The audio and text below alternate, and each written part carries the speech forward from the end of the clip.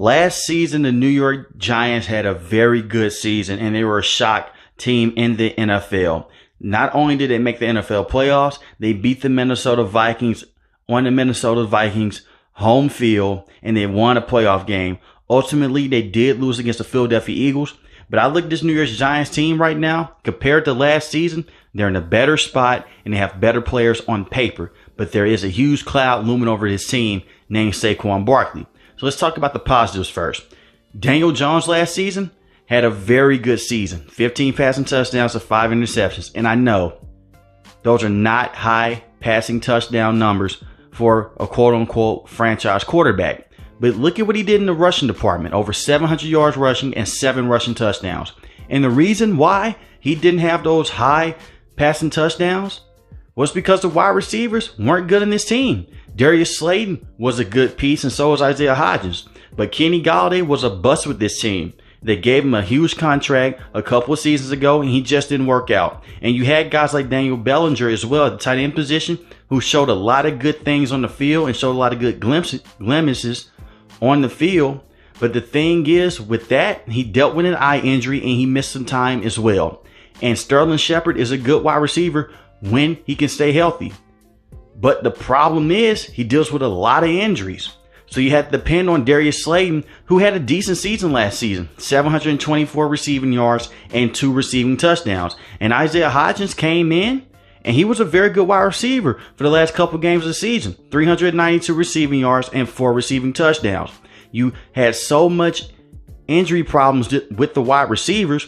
Wan'Dale Robinson was a guy they drafted last season. He was a rookie. He got hurt in a couple games in, dealt with a torn ACL. But you're bringing in Jalen Hyatt, who's a good wide receiver from Tennessee, can stretch the field and gives this Giants team something they desperately need. So if Wan'Dale Robinson can stay healthy, and if Sterling Shepard can just give you 8 to 9 games for his upcoming season, the wide receivers should be better than what they were last season. And getting Darren Waller is a very sneaky good move at the tight end position. You can do a tight end set with him and Daniel Bellinger as well. I like Daniel Bellinger a lot, and I think that he's going to offer this team a lot long term.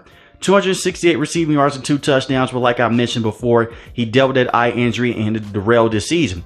If Darren Waller can stay healthy, and that's the biggest thing with him, is his health. If he can stay healthy, that's a very good tight end option for this team, and it makes this Giants team more explosive. Their offensive line was solid at times. Andrew Thomas is a very good tackle in the NFL, but I am worried about Evan Neal. Now, last season was his rookie season. I'm not going to call him a bust because it was one season, and he looked like an average rookie out there on the field. He struggled a lot at times, and he also had a lot of good plays as well, but he had more struggle spots than good spots on the field. Hopefully, he can become a franchise tackle for this team, because if you want Daniel Jones to continue to play good, you have to have the offensive line in the right situation. And getting John Michael Smith as well at the center position is an amazing move by this Giants team. So the biggest thing I'm worried about with this team offensively are the injuries to the wide receivers and to the offensive line. But if these guys can stay healthy, they should be back in the race to make the playoffs with their offense. Their defense led the way last season. Wink Martindale did a phenomenal job getting this crew right. They ran a lot of blitz packages, and they were getting to the quarterback at will. And they were doing it by committee. I love their defensive line with Dexter Lawrence and Leonard Williams. And Dexter Lawrence had a breakout season last season.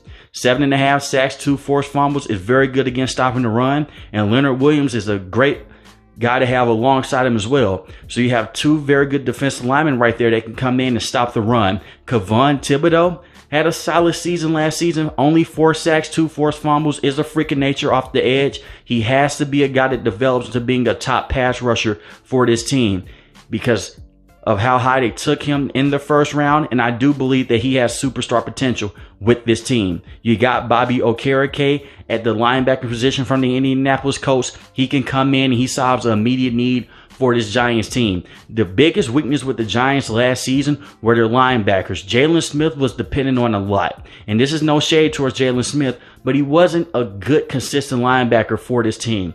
Bobby Okereke can come in to play the pass, but the biggest thing with him, he could come in and stop the run, and he knows his assignments, and he can blitz as well from that inside backer position. So that's a good guy to have coming off of free agency from the Indianapolis Colts. I love their secondary as well by adding in Deonte Banks from Maryland. Is a sticky corner that loves to play man. He's going to fit what Wink Martindale wants to do in that man coverage. And you also have Adoree Jackson as well. And I like their safeties, especially Xavier McKinney. He's a good safety to have at the free safety position. So the defense should be better than what it was last season. And the defense was very good with this team. They have a lot of good young playmakers, and they can make some moves. Now let's talk about the Saquon Barkley situation.